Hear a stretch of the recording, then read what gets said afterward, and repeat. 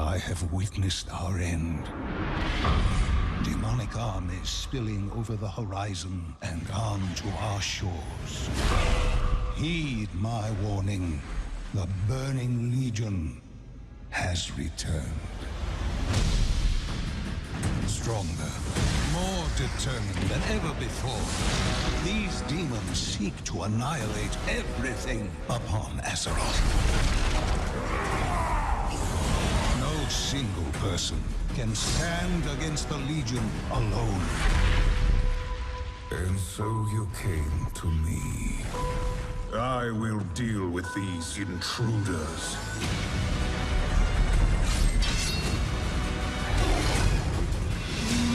No, she wouldn't. I knew we couldn't trust her! In the end, death claims us all. The Legion cannot be stopped. Our time is short. Now go. But remember, should you fail, all worlds will burn.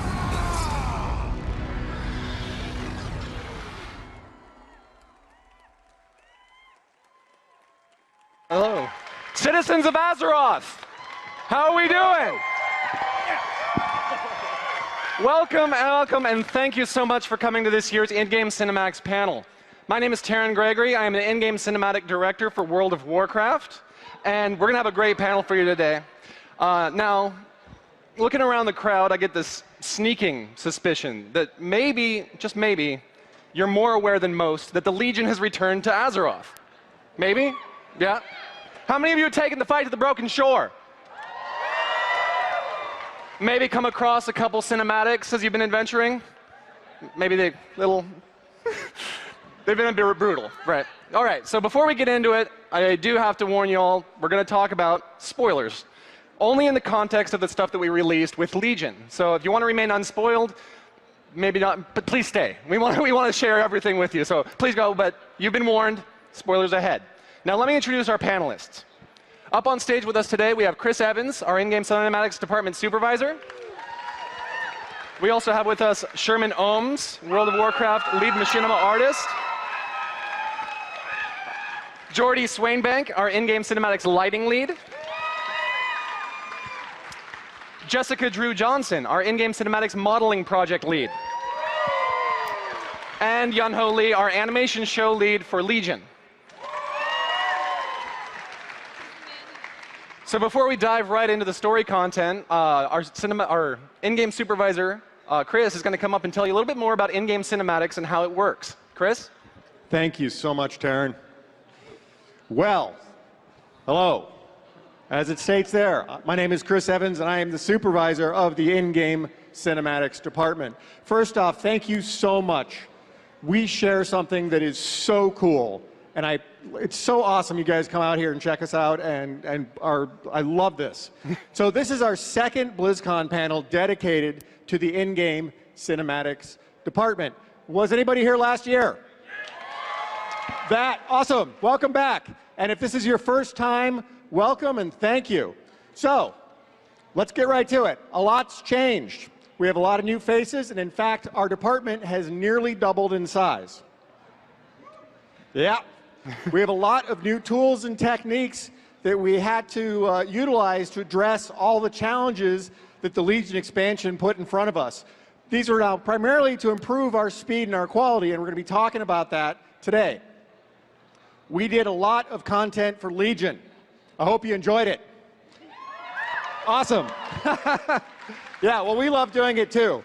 In fact, if you count the cinematics, we did nearly double the number of cinematics for Legion that we did for Warlords of Draenor.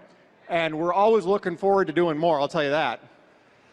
So about us, we are the in-game cinematics department. You might hear people say today, IGC stands for In-Game Cinematics. We're part of the story and franchise development division at Blizzard, and that's the part of Blizzard Entertainment that makes like books, radio plays, toys, collectible figures, and houses the pre-rendered and the in-game cinematics department under the umbrella of the Blizzard Animation Department. And in fact, we are a department within pre-rendered cinematics. So, the thing that differentiates us from those high-fidelity pre-rendered cinematics is we work with the game engines to create our content. We get our art direction directly, or the way we make the cinematics look, directly from the gameplay, and thus our movies are created in the style of the games we are working on. So, why? Why an in-game cinematics department? Well, if we take a look at a frame of Varian here, there's a lot going on. There's a lot of detail. This takes a lot of people, a lot of planning, and a lot of computer horsepower to get done. We, however, use the game engines to create our content. This allows us, because we use game assets, we use game environments, this allows us to change our story content quickly in response to things like quest design. So we can stay in sync with the game design process. And one thing I'll tell you about game design is as you get towards the end, it starts to change really, really fast. So, in the case of World of Warcraft, and this is pretty cool, we're actually treated like part of the development team. So we use a custom version of their game client that is a tool to help us make our cinematics. Now, some of the benefits of this are, one, our environments are already there for us. They might not always be done, but at least we have something to work with. We also can generate background characters and crowds from game assets. Now, this gives us the ability to put extra characters and creatures in our cinematics without having to create, rig, and animate them ourselves, which is probably one of the most time-consuming and expensive parts of 3D animation, is creating characters. So here's Khadgar. This is what he looks like when he comes fresh out of the engine, right? So we create our basic frames in the game engine, and they render really quick. So that's Khadgar. And then we can enhance this as the narrative requires, right? And so we soup it up in a post-process. And you're going to be hearing a lot more about this later, and it's a fascinating topic. So I'm going to turn this back over to Taryn, and we're going to get into the meat and potatoes of Legion. Thank you. Awesome. Thank you, Chris. So, it's been great meeting a lot of you at BlizzCon. I love when you come up and we get to chat about this stuff.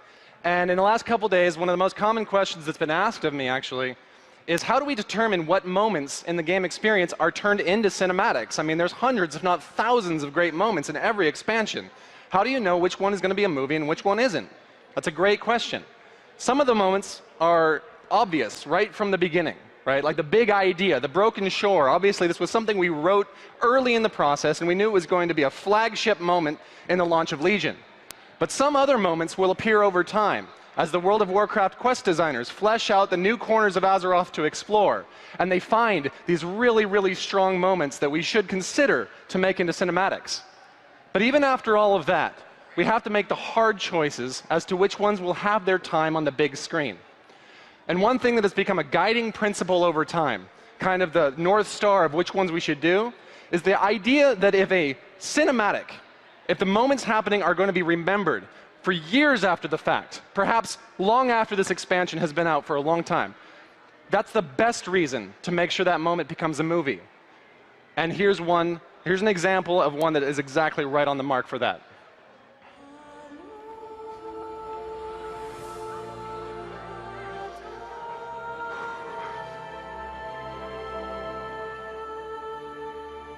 Oh.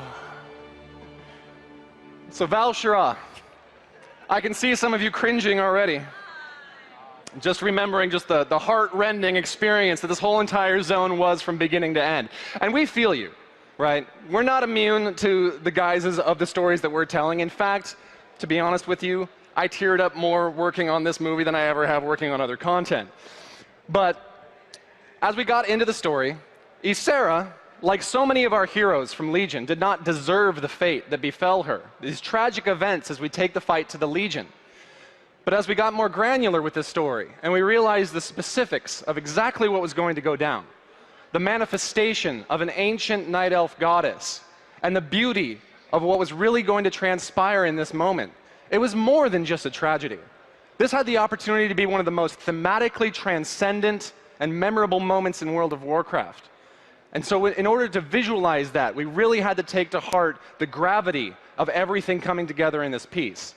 And to tell you more about that, I'm going to invite Sherman Ohms to tell you more. Sherman?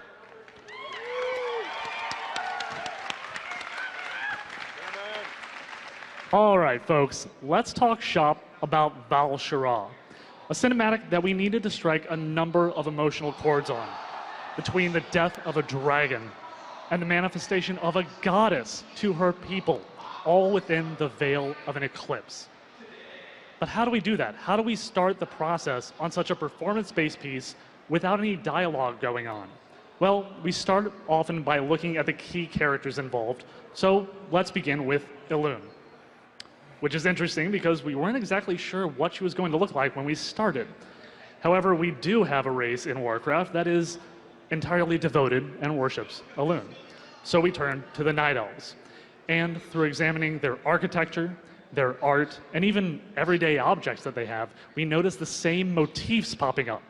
These undulating curves and sweeping lines, almost like ribbons, along with the color palette Night Elves are known for, blues, violets, and these silvers echoing the moonlight.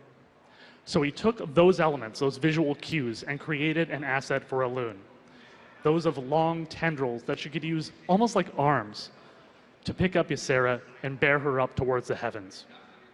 Now, Ysera was our other key player, and a shot in particular, that in which her eye is purified merely at gazing upon the presence of Elune, really speaks to the tragedy that has befallen her at the hands of Xavius and the Nightmare. But it also speaks to the purity that's still within her, that she's still a tragic victim, unlike Deathwing and Malygos that have preceded her. However, we were getting closer to our subject than ever before. So our modeling team looked at our model and her texture and gave it those extra special touches so that in that final shot, you can really get a feeling for what Ysera is experiencing in those final moments. And perhaps that even if you weren't able to save Ysera's life, that you and the Night Elves were at least able to save her soul. Now,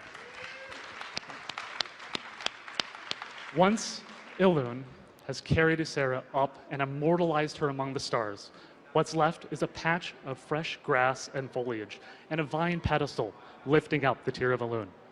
We felt this was a really great hookup for you, the player, that once you come out of the cinematic, we can let you down a little gently so that you can walk around the scene and experience it for yourself. So we took all those assets, boxed them up, and delivered them to the game team to implement in the world that they were building around the Temple of Elune. They did a marvelous job creating a representation of that scene that you can experience and interact with as you pick up this pillar of creation and take it back to Dalaran for safekeeping in Ysera's absence. And that's what this was about.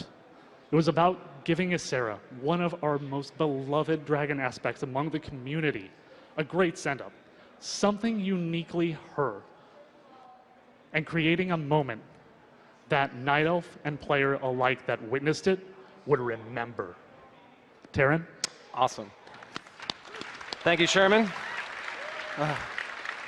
How great was Night Song, by the way, the song in Val-Shara? I think Neil Lecree is here somewhere. Awesome job. Thank you for that. All right, moving on to the next feature. Probably one would say the most new heroic feature of Legion.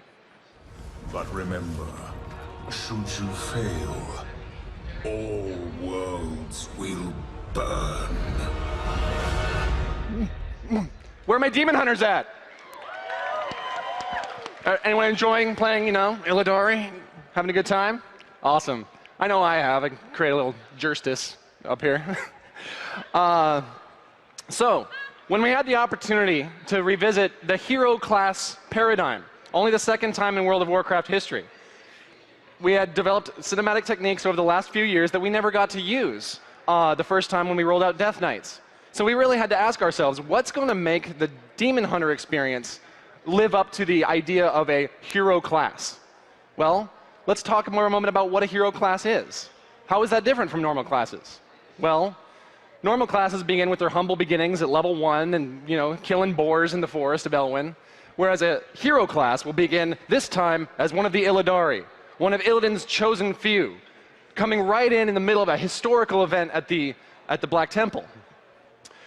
And we asked ourselves, how cool would it be if we could actually play these scenes through the Demon Hunter's own eyes, or lack thereof, and feel as if we're immersed in the experience, you know?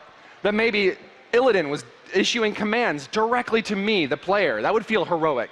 Or perhaps facing off one-to-one with Maev's Shadow Song, one of the most triumphant characters from Warcraft 3, memorable. So this premise sounded incredibly exciting, but ultimately, it was going to have to be pulled off by the animation team. They would have to make it work. So I'm going to have Yunho come up and talk about all the challenges they faced and bringing the Demon Hunter cinematics to life. Yunho? Thanks, Karan. Hi, BlizzCon 2016. My name is Yunho. I'm really happy to see you guys back again. So I have worked on a lot of cinematics like StarCraft, Diablo, World of Warcraft, and Hero of the Storm, and Overwatch. But I have never worked on anything like first-person view cinematics before. This was totally something new to us. So the biggest question was, how do we make the audience feel like they're a part of this story? And also, how we're supposed to make them feel like they're watching the movie from their perspective. At the same time, we have to tell the story. So we started looking for some sort of references here and there, and take a look what we found. We have Overwatch. Why? Let me tell you later, but we started watching a lot of gameplay footages here and there. Of course, we played a lot. The main purpose was to figure out where would be the best place to put those weapons on the screen, and how do we make the camera interact with the surrounding characters. After we figuring out all these important elements we can make use of, and we started applying them to our Demon Hunter cinematics, and take a look. Wow, this is humongous Blizzard epic scale weapon covering up everything. So how am I supposed to tell the story out of this? Okay, so we tried again by moving those weapons to the corner of the screen, and actually this works better for the storytelling. But we are missing something here. If you want to hold a weapon like that, you don't feel like warrior at all. So we tried again. This is the final version we have. The weapons are sitting nice and easy into the cinematic. Also, now you can feel like you're a warrior and ready to some sort of action. Now we put everything into early stage of the layout. Everything moves linear, but that's fine. More important thing is that we are figuring out what kind of camera and lens and angle we have to use, how far and fast the camera should move in the screen space. Also, we are figuring out and planning out all the performances on the surrounding characters. This is what we have in the end. We refine the camera motion by adding organic feel to it. Also, most of the priority is that we are making you feel like Illidari in the story. Let me talk about the performances on Vault of the Warden cinematic. Normally, all these cinematics are divided by shots, and shot is 1 or 2 seconds long. However, this was a 30 seconds. There's no camera cut. The character, Maeb, you see over there, she's wearing gigantic helmet and covering all the faces, and how am I supposed to make this interesting and compelling to watch? So I thought about what was the most important things should happen in this scene, and it is actually Maev's hatred on you. That's the key selling point. So this is my first try.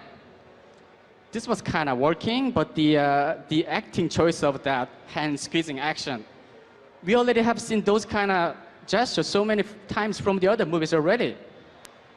What we really need to feel here is that Maev's hatred on you, despite the fact that she needs you to save Azeroth. So I added Maev's interaction with the Crystal Prison. Now we see the idea starts working. However, this does not feel strong enough. It feels too gentle and too nice. She almost feels scared to touch the crystal. So this is the final version we have. Cool thing about this is that we can not only see her hatred, also at the same time, we can feel some sort of a connection between those two characters. All of this coming through a strong scratch action. Awesome. Thank you, Yunho. So now is the time in which we're going to take a little trip to a very, very big city. And by the curse of the Night Well, am damned to wither away as my city burns. Not if we can help it, Thalysra. All right, Suramar was a bit of a different beast for us this time around in Legion.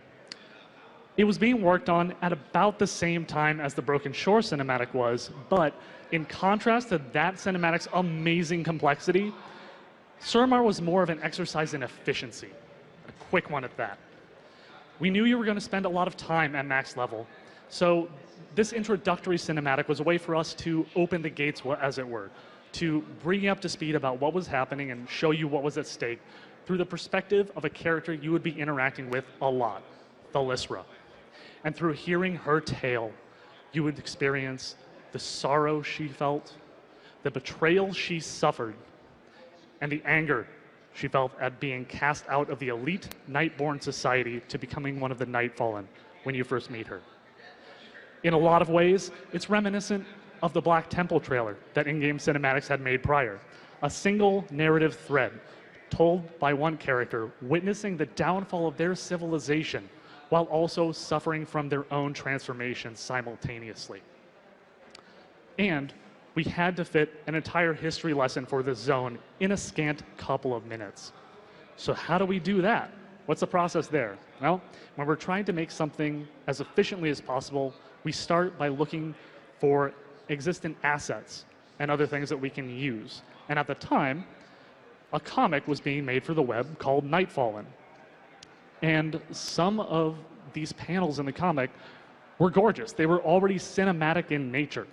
All we had to do was bring them into the game and sort of set them in motion, and they would help tell the story. Now, Suramar was also telling its story. It was immense. The first time we saw it, we couldn't see from one end of the city to the other in the game. It was a real jewel, too, to juxtapose against the Legion's brutal monochromatic aesthetic. But what you see in the final frames isn't exactly how it starts out. In fact, when we first logged into Suramar, this is exactly what we saw.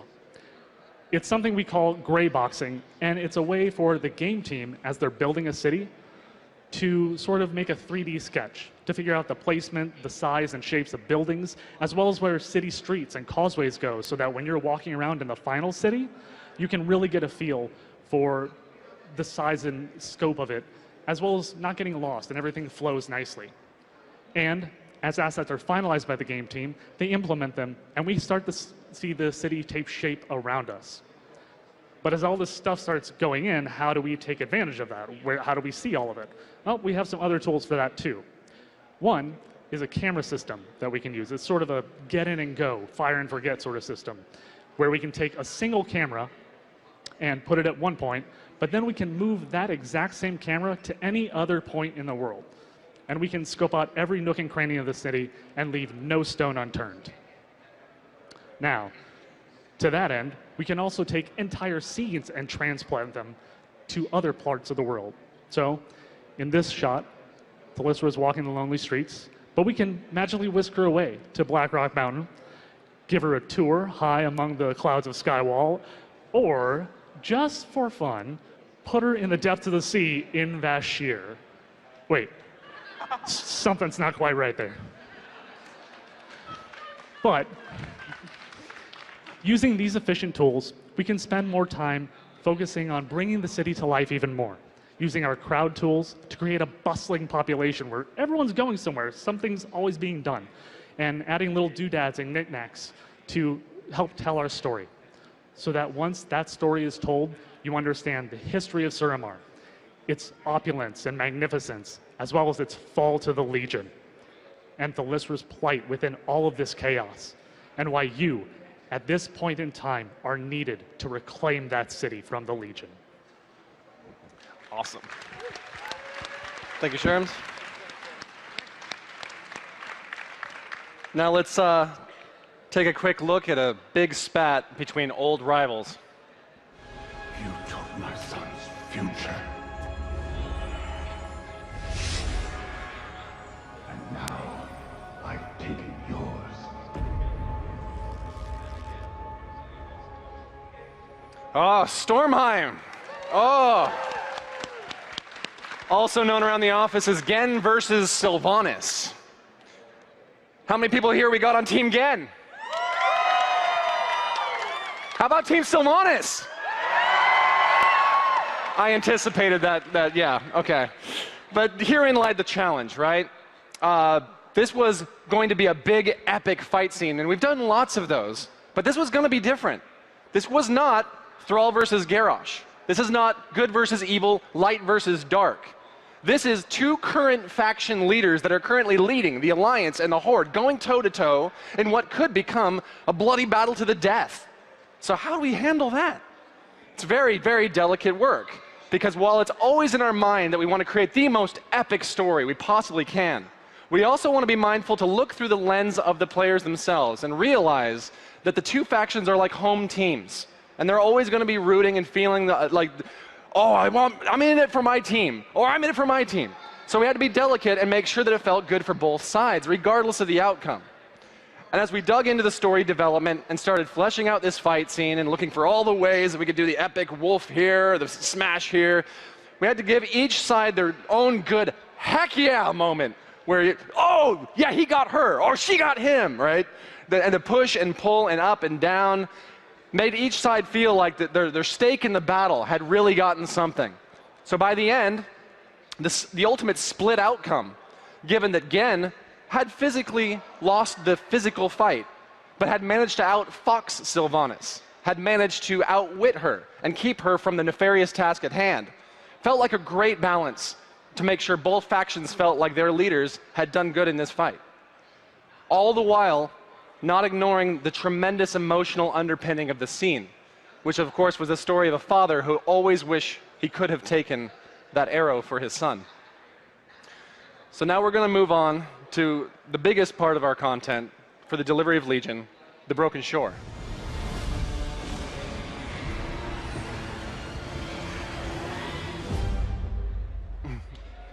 The Broken Shore finale. It's the continuation of the pre-rendered intro cinematic to the Legion expansion, where we were introduced to an uneasy partnership between Horde and Alliance, forged to defeat the Legion at the Broken Shore.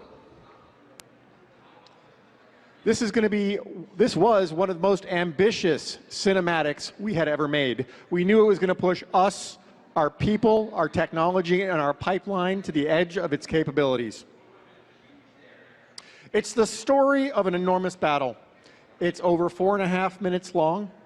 It's laden with large effects. It has a multitude of characters, and it is incredibly complex. For a small team like us, it was a daunting challenge. So we knew we were going to need to develop lots of new tools. Tools to do things like transfer animation and lighting data from shot to shot. We wrote a custom crowd tool, and it uses the game engine to populate background actors for these enormous battle scenes, simplifying what was once a technical and complicated process. It was the first time that the in-game cinematics department was going to use large-scale, volume-based, computer-generated effects for things like explosions, smoke, spells, to highlight key story moments. Coming up, we're going to talk about how the animation department was able to use this new technology to bring this massive battle to the screen, portraying intimate moments amidst the chaos and fog of war. We're going to also hear how this important and tragic moment in Blizzard lore was made to work seamlessly from a narrative point of view, something that can so often be taken for granted. But first, I'm going to turn you over to Jessica Drew Johnson, who's going to talk to us about the characters she helped create, polish, and bring to life for this epic cinematic. Jessica. Thanks, Chris. I had to make a massive cast of characters for not just Broken Shore, but all of Legion. And that work was really daunting. I ended up having to use every single shortcut and tool in my whole repertoire to make these characters come to life. And I'm going to talk to you about the different methods that I used to make this happen. The easiest was working on Sylvanas. Thank goodness she already exists in the game, and she even got a new costume change for Legion. Because she already exists in the game as a complete character like we needed her, all I had to do was just make her animation ready, working on the different joints in her body, which allowed me to spend a good deal of time working on her face and getting that really good close-up performance that she delivered in so many different parts of these cinematics. And another method that I used was, in between projects, I worked on creating an entire library of kind of generic characters from each of the races using the player meshes that you guys play with on a regular basis. And it was with that library that I was able to work on Gen Greymane. So Greymane exists in-game previously just as his human form faction leader. But they gave us this amazing piece of principal concept art that I had to use to create a whole lot of Greymanes, actually. I had to make 4 different versions of Greymane, and I had to completely make up his Worgen form. So we started from that generic base Worgen mesh, and that mesh needed a little bit of work, so we really had this amazing and glorious faction leader for the Worgens that they'd be proud of. So we started off with a Worgen that was kind of fluffy, but we realized we needed to have that amazing mane on this character, so I had to make him extra fluffy. And it wasn't even enough, really. Like, talking with art direction, they're like, can you go more fluffy?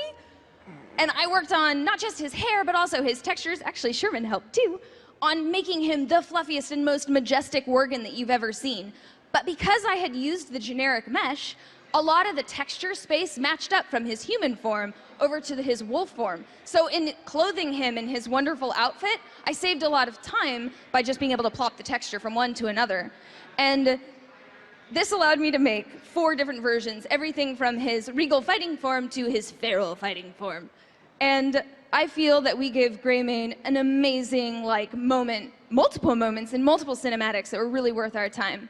Now, kind of combining those 2 different methods, I worked on Vol'jin. So yes, he's a character that exists in World of Warcraft, but a lot of his armor pieces are a permanent part of his body. So I had to take my generic troll that allowed me to remove different things based on his performance and actually make a really epic version of Vol'jin that you're going to be fighting alongside in the Broken Shore, and then also see him fall with the fell stab wound, right, as everything's corrupting his body. And actually, I spent the majority of my work time working on his textures, making a modeled bruising pattern all over his body, having that fell creep just take over everything, ruining his makeup, you know? And when you see Vol'jin talking to Sylvanas in the end, yes, we could have had Vol'jin look at the height of health for this, but that texture change really sold his performance as he's handing over the mantle of the Horde.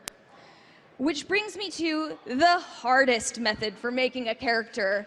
That would be Mechatort. For Gnomrigon. So this doesn't exist in World of Warcraft. It just started out as a frame from our storyboards. And from that, we had one of our artists, Zach Podratz, create a basic sort of concept piece for this character. That was handed over to the World of Warcraft team, where they sort of wowified his pimp ride and really gave us something to aim for, which we made a sort of 3D base mesh. We really wanted to visualize how this character would act and behave and be framed in the cinematic. Through that work, it was then turned over to our animation team, and they ended up providing the most valuable insight. They sort of were the ones that were like, what if we had his gun arms sort of do this rotation? And it was so cool getting to have that cross-team conversation with this really sweet epic hero. So taking their feedback, we brought it back in, finished his mesh, kind of broke down the different materials, like where's gonna be the shiny, and then finished texturing everything by hand and making this super sweet, epic, high tinker badass. And I really feel like he is somebody you want to ride into battle with. You are in good hands with the High Tinker. And that brings me to talking about all the different technology we use. We are constantly evolving how we make these cinematics and how we make these characters, which means that I end up making the same character a bajillion times, like Varian. So Varian I've made for Mists of Pandaria and also for Warlords of Draenor. And so when they handed me, they're like, oh yeah, we're gonna need a new Varian. I was like, sweet, Varian variation, yeah. And I worked on Varian. I was so stoked. I was like, oh, we got to work on it for pre-rendered, so I'm going to take all these cool ideas. And I made and did all this cool work and said face and hair and cool armor. And then I read the script.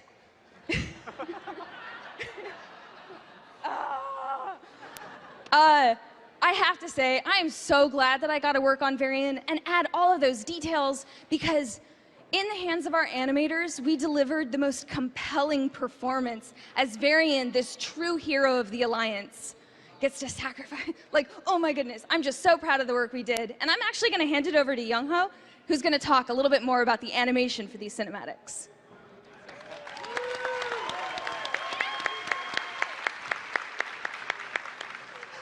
So before we begin getting to Broken Shore cinematic, I need to go back and talk about World of Draenor cinematics.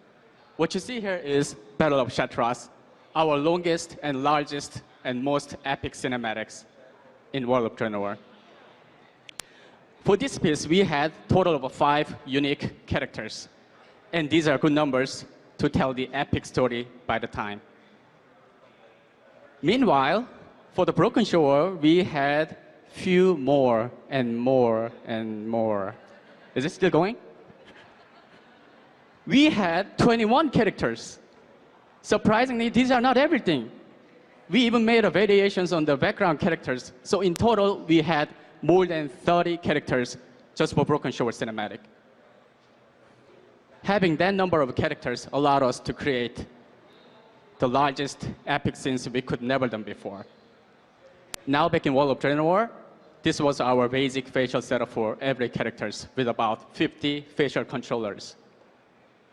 In Legion, however, we doubled the amount. Now we have more than 100 facial controllers on every character. Since we put those extra facial controllers on a more accurate landmark of the facial, we could have get the even job done even faster than before. Part of the reason for this huge upgrade is that we've been unifying our rigging system across all cinematic departments. You know what that means? Now we can share and reuse animations between pre-render and in-game, and vice versa. Whenever we need, we could search and grab any animation from our animation library. And then the size of the library is kept getting bigger and larger. Having this flexibility made us to maximize the full force of a Blizzard animation to create the most epic experiences we could ever done in in-game cinematics. Awesome. Thank you, Youngho.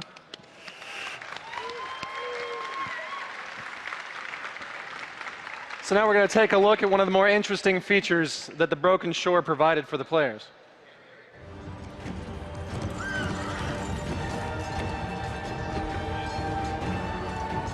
Do not let the Horde die this day. I'm sorry, Vol'jin. I'm sorry. The Fog of War. So, for those of you who may have not noticed, maybe you did notice, the first minute of the Broken Shore cinematic was actually different depending on whether you were Horde or Alliance. This began as kind of an experiment again for us, where we were thinking in the context of the Fog of War, a phenomenon harkening back to the early days of Warcraft and Warcraft 2, in which 2 disparate factions would be fighting on the same battlefield, but this fog would keep them from seeing what's actually happening to the other faction at the given time. This kind of was like that. The first minute, you were only seeing what was happening to your side of the faction on your side of the battlefield. And we thought this was going to be a really interesting narrative choice, and we were really excited to see exactly how that was going to play out. Let me tell you, we had no idea what the fan reaction was going to be to that at the time. When the forums exploded, and the Alliance and Horde were just going at it. We kind of marveled for a moment. Did you mean to do that? But it was great. It's great to have the Alliance and Horde factions like our arms up in arms again. But another side effect of this Fog of War mechanic was that the Horde had a lot of moments occur outside of the purview of the Alliance. A lot of very important moments, specifically Vol'jin's fall, Sylvanas taking the reins, calling her Valkyr, putting herself in vulnerability to save the Horde. But what had happened to Vol'jin? We felt we had to follow up on this, and we had to find a capper for this story. Who among you will help me avenge him?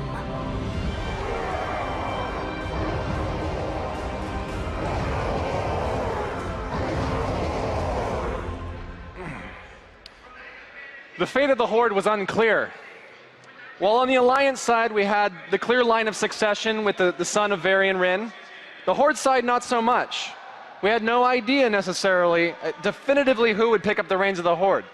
And so this movie had a lot of weight on its shoulders. It had to treat Vol'jin's demise at the hands of the Legion with dignity and grace, while at the same time having to make the case to both the players and to the characters within the story that the choice of Sylvanas for War Chief was not crazy. You know, it had to be a good choice, and we had to feel good about it. Unlike a lot of the other cinematics we did for this series of content, this was going to be little more than a conversation. There were not going to be any big explosions, fight scenes, spectacle of any kind. This was two people talking. And so, in order to get the drama in the scene, in order to really feel what was going on, it was going to fall on the lighting and cinematography parts of our pipeline. And Jordy's going to come up and talk to you about how we visualize this incredibly important scene. Jordy? Obligatory hello, BlizzCon! Thank you for playing along. My name is Jordy, and I'm super excited to be here to tell you guys about the second most depressing cinematic we made for the Legion expansion. That would be that of Sylvanas and Vol'jin. At its core, like Terran said, it's a relatively simple affair. Vol'jin dies, Sylvanas is taken over, we move on with the Horde. Like, I get that, right? But it's a little more complex because it is just a dialogue between the two of them. And to make that a little more exciting, to guide your eyes as the viewer to certain places, we had to spend a little more time thinking about what we were going to be doing. For things like this, I'm going to talk about 3 different shots throughout that sequence. The first one being that of Sylvanas. It's a good-looking frame. She's got those piercing eyes. She's got that blue skin, purple skin, bounces off the background. It works great. But we start off with something a little different. We start off with that. It's a little more chaotic. You're not really sure where to look. And so our job is to kind of help guide you and your eyes to the point of focus, which is Sylvanas. So we push the background back. We push the characters in the background back a little bit. We still highlight their faces so you can see their performance if they have any. We give them edge lighting so that they in turn pop off the darker background. And then of course we get to our main hero character here, Sylvanas. We give her a lot of edge treatments and we really pop her eyes out and again highlight that great skin which she's kind of contrasting against the background. Her eyes, her skin, she pops, it works. Unfortunately for our falling hero who has terrible eyes and terrible skin and a broken tooth, it's Vol'jin. He looks tragic, like Jessica said. They spent so much time making him feel so fel-infested, so wrecked. How do you give a hero that you didn't spend enough time with some dignity? How do you treat him with respect? How do you give him a semblance of romanticism? The process starts similarly to that of Sylvanas. We'll darken the background down a little bit. We're going to darken him down a bit because we're in that chamber still. But we gave Vol'jin a custom lighting pass, which really kind of helped highlight his performance as he's giving his last few sentences out there. We also gave another custom light pass on his shoulders to remind you he's still on that throne. He's still War Chief. We brightened his face a little bit more, just so you can see his face a little bit better when he's talking. And we gave a fairly aggressive color correction pass on top of him to create some visual drama as he's giving his sentences. We had a little more atmosphere, and we darkened the corners down a little bit to centrally focus your attention. As he says to Sylvanas, take the Horde, and then he dies. And it's really tragic. What happens? It's really sad. But everybody was there. They all heard it. You know, Vol'jin passed along the torch to Sylvanas, and that could have been it. But how they handled the transition of power and story, I think, is epic. Right? At the end of this sequence, she says to the whole massive Horde, Vol'jin is dead. Who among you will help me avenge him? And with those 2 sentences, she not only solidifies that she's War Chief, Vol'jin is dead, they all heard it, but she lays out this epic call to action for this Horde of Horde, like this massive avenging wrath, like, come fight with me for him. And I think that's just awesome. And in this last shot of the sequence, where I kind of always get goosebumps when I watch it, I finally feel like I'm part of the Horde, right? I'm representing the Alliance, but I feel like I'm Horde right now. The fire's burning, she's turning towards it to ponder her next move. We start with something dramatically different in this case. We start with this. And at first I'm just like, I can't even, I don't know what to do. Like, there's no sky. So we'll start with the sky first thing, obviously. But it's dark, it's nighttime, so let's make it dark. And again, not dark enough. Let's go darker. We pop that fire a little bit, but then those hordes chanting like, for the Horde, you can't see them. So we gave them a custom lighting pass so that you can really read their animations. I think it works a little better now. And we go for some more atmosphere, some more blooms, some moonlight. And finally, as the camera pulls back, as Sylvanas turns around to ponder the future, we too are on board with the Horde. And we wonder what's next as well. And I don't have those answers, mind you, But if there was anybody up here who did, I would think it would be Taron Gregory, and I'm going to hand it back off. Thank you for that rundown, Jordy. Beautiful stuff, beautiful stuff. So now we're going to take one more look at the broken shore and the way that it all comes to an end.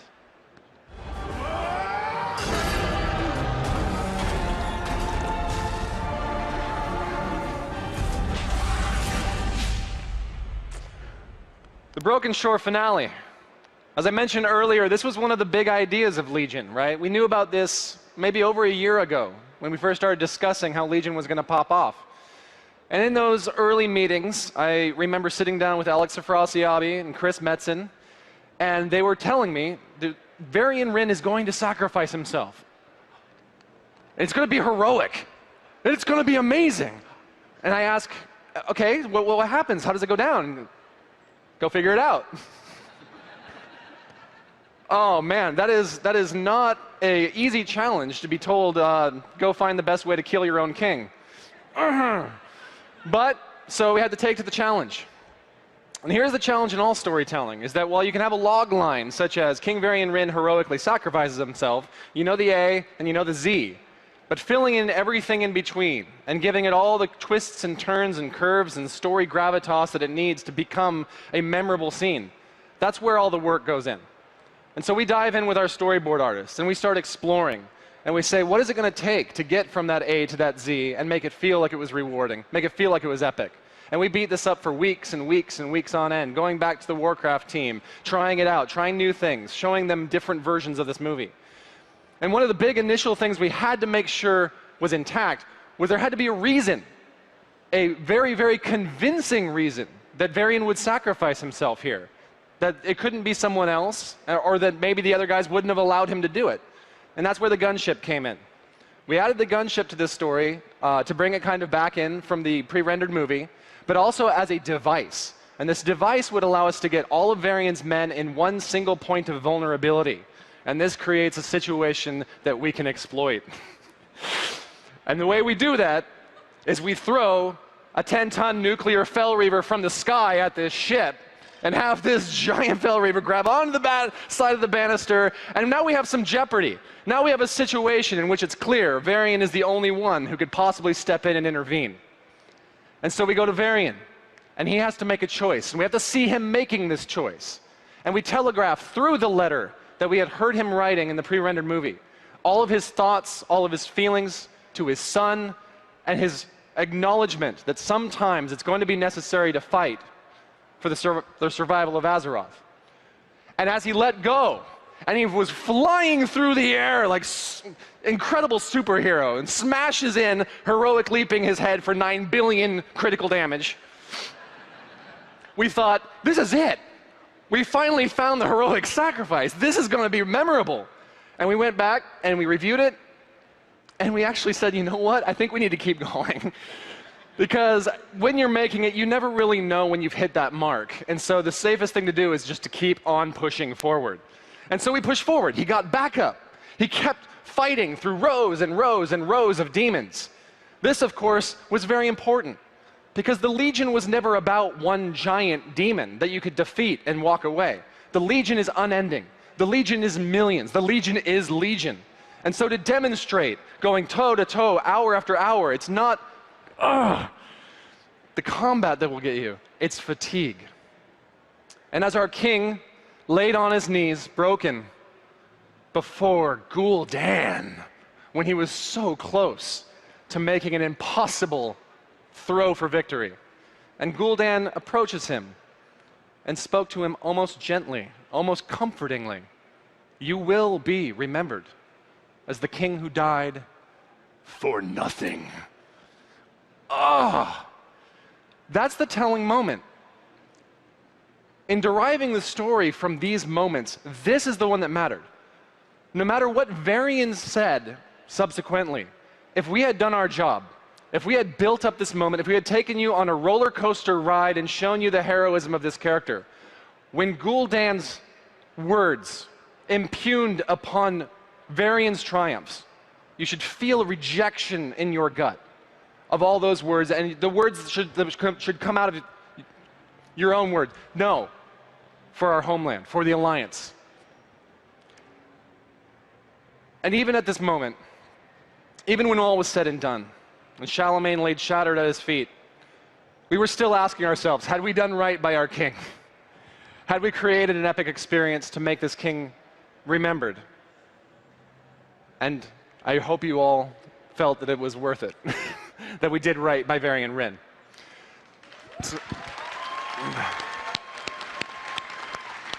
Speaking of which, did you all catch the cinematic yesterday for Heroes of the Storm, in which our king returns to the Nexus and faces Ragnaros one-on-one?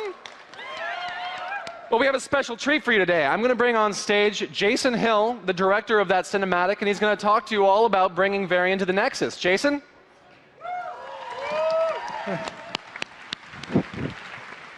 Thanks, Aaron. Wow, oh my God, thank you so much for coming out to our panel. You are definitely the most beautiful audience that we have here at BlizzCon. As Taryn said, my name is Jason Hill, and I am one of the directors for story and franchise development. But to make it simple, one of the directors for cinematics.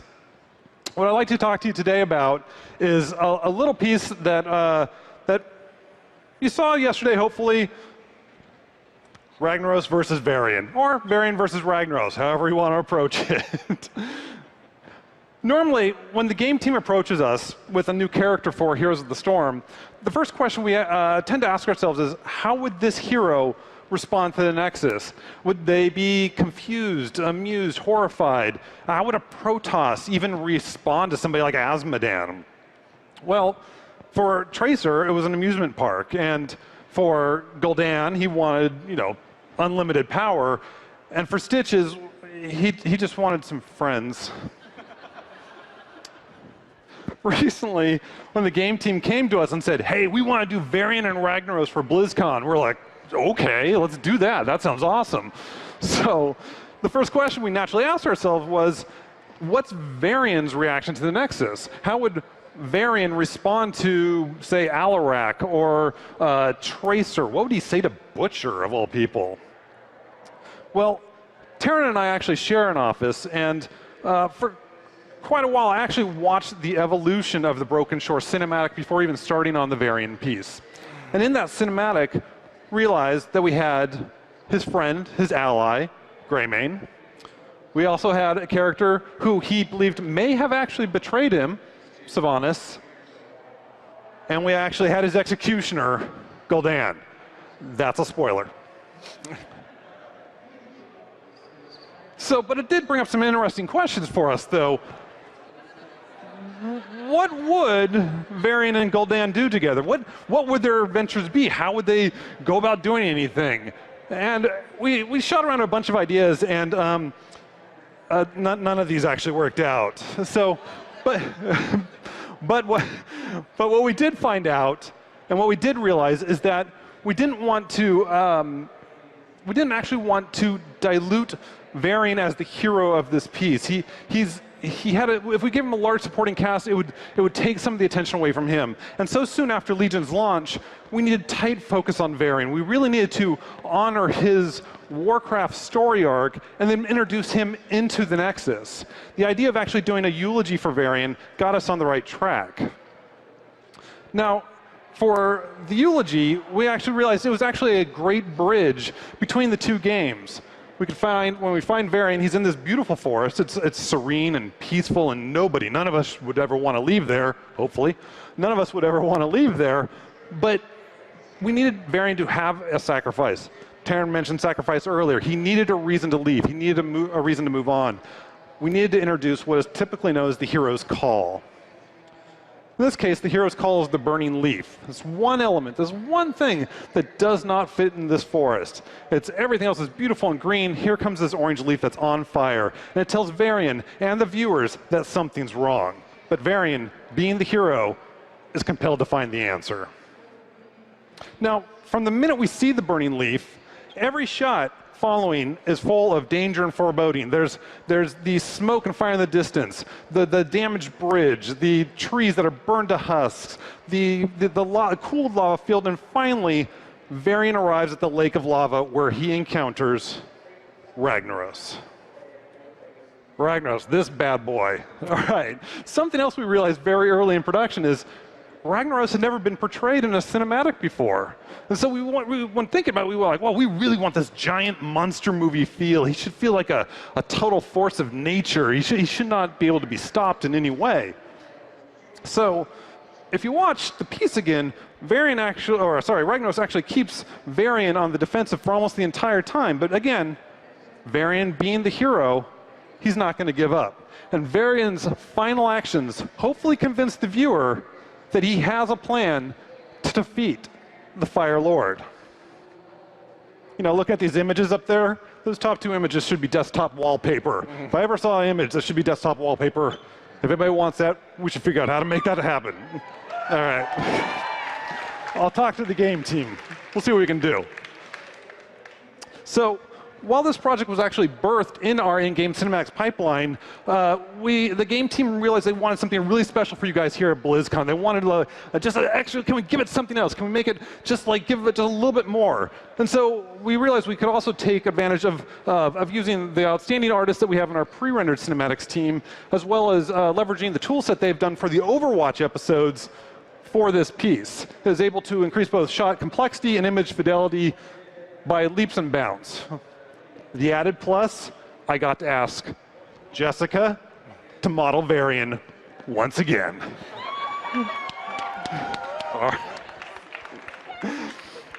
Finally, before I hand this back over to Taryn, I just want, soon to be in the BlizzCon store, not really.